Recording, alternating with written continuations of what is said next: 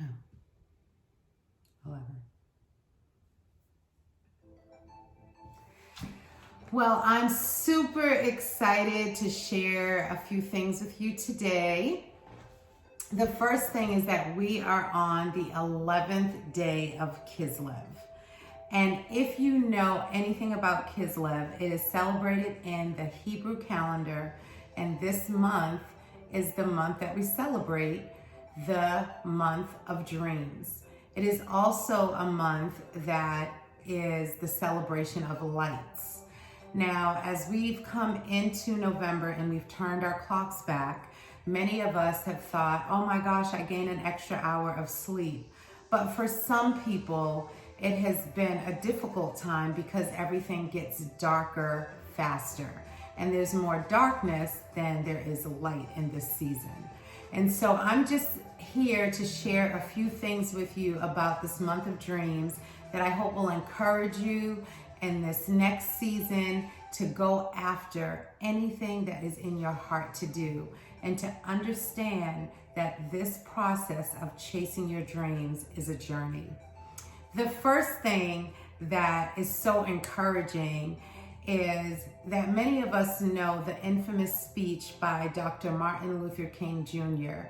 And he starts out with, I have a dream. And it is so important to note that in his lifetime, he did not get to see all of the dreams that he had come to fruition. But here we are, those of us that are people of color, we are living the fulfillment of his dream. And so let's just sit with that for a second.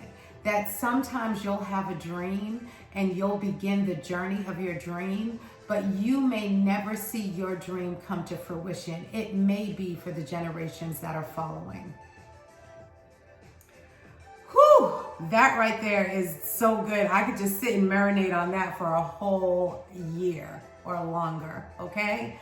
Sometimes you will have a dream that you will not see come to fruition, but you will have paved the way for someone else to walk in the fulfillment of your dream. There's also another famous poet that I love. Langston Hughes was my favorite poet as I was growing up. And I remember I memorized a couple of his poems when I was younger.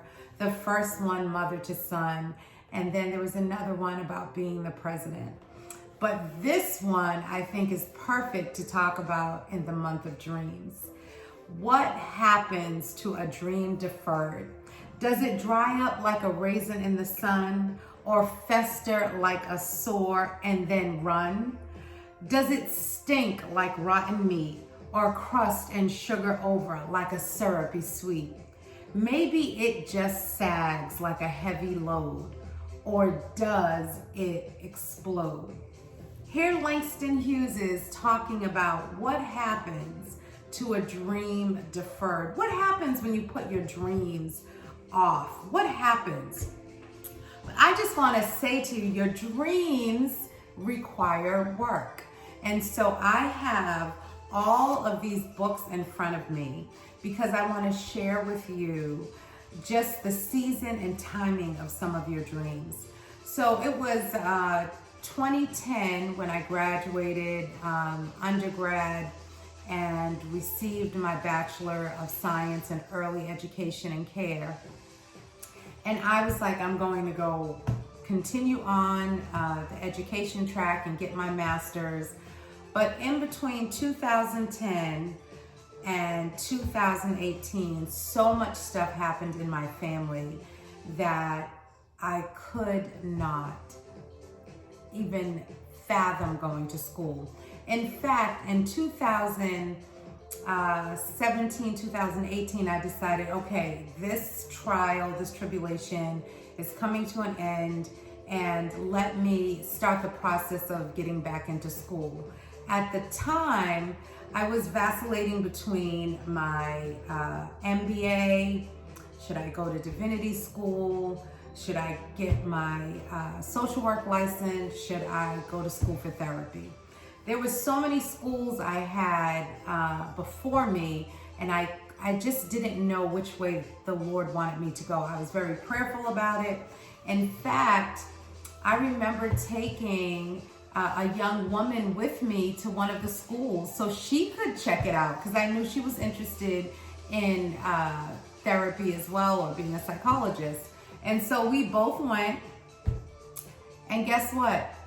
She ended up going to the school and getting her master's, and not I, okay? It still wasn't the season, but it was the season for me to help someone else or pave the way. Then in 2019, I said, okay, I saw this program that I said it kind of like pulled together everything I wanted to do, divinity and counseling. It was a master's in spiritual advising.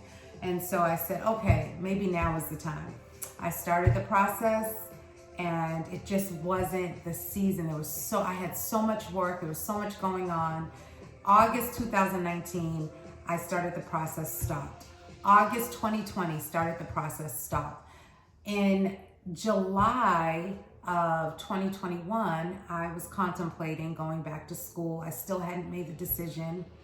And another woman asked me if I could write a letter of recommendation for her doctorate. And so, I was like, yes.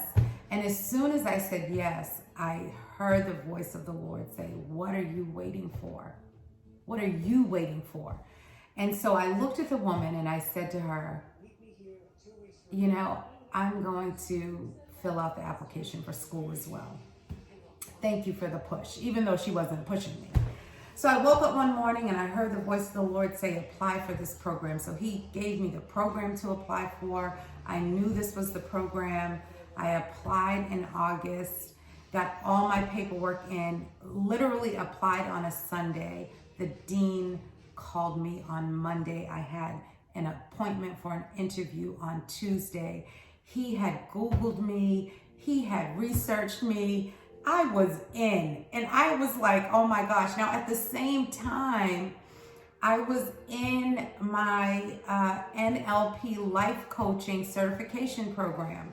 So I was finishing that up, plus about to start my master's program. Why am I saying all this? I'm saying all this to share with you that dream of going to get my master's started. Well, it started way before 2010, but I'm saying once I graduated undergrad, I was ready to go back to school for my master's, but the space in between just did not allow it, okay? Now that I'm in it, my God, there's so much work. I have so much reading and writing, and that's just for school, and that doesn't include my full-time job, plus the opening of the Rise House and women's ministry. I mean, it's just a lot going on, but I'm telling you, when you get into that synchronicity of time, when everything begins to merge together, when God begins to carve out that lane for you, I'm here to tell you that you can do it. But you've got to put your plans, the word says, present your plans before the Lord and you will find success. And so I am so excited to just share a little bit with you. I want to encourage someone in Kislev, in the month of dreams, to write your playbook. I took the time to sit down and begin the planning process for 2022, month by month. What do I see happening? How do I see everything working together for my good? And then I take that playbook for the year 2022 and I present it to God. And I say, hey, this is just my little old plan. And your plan is always bigger, better, greater than we could ever ask, think, or imagine, okay? And so I just want to share with you, I mean, these are my school books, right? So sometimes we're studying something and then it might take me off into a deeper revelation of the study. So because I believe and follow the Hebrew calendar, and one of my professors is Jewish, he has been referencing some books that I was just like, I want to read these books because I think they're enlightening and they're going to help me in my studies. So now this is just me, like, okay, so I know how to chew the meat and spit out the bones. So don't race off getting any of these books because you might want to get them at the library. But I have the Kabbalah of Time, Revelation of Hidden Light through the Jewish calendar, the Tartama, the deep sleep that awakens your dreams. Oh my gosh, amazing. The Interior Castle. This is about Saint Teresa of Avila, and I feel like I am living out her life. Amazing, amazing woman of God. The Gift of Being Yourself, the Sacred Call to Self-Discovery. Wonderfully Made, a Protestant Theology of the Body. These, I can't even tell you, I love being educated. Your Word is Fire, the Hasidic Masters on Contemplative Prayer.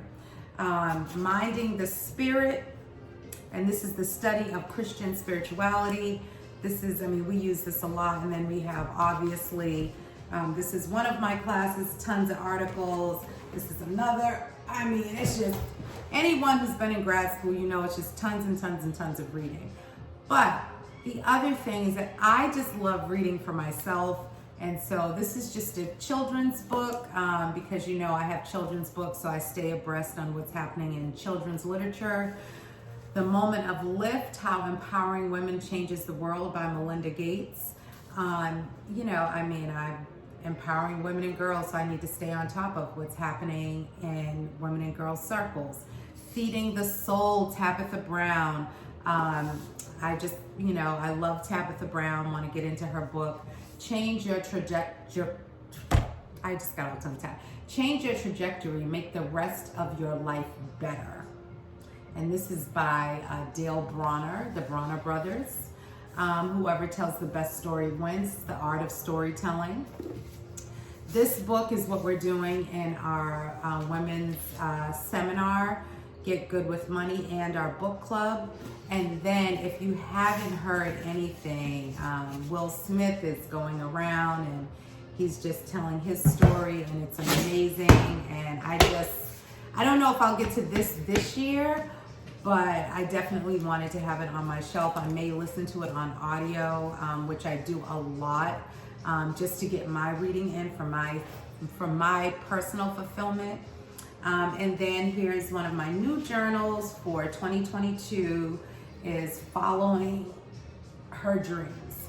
I am all about putting my dreams into the atmosphere, presenting them before God so that I can find success.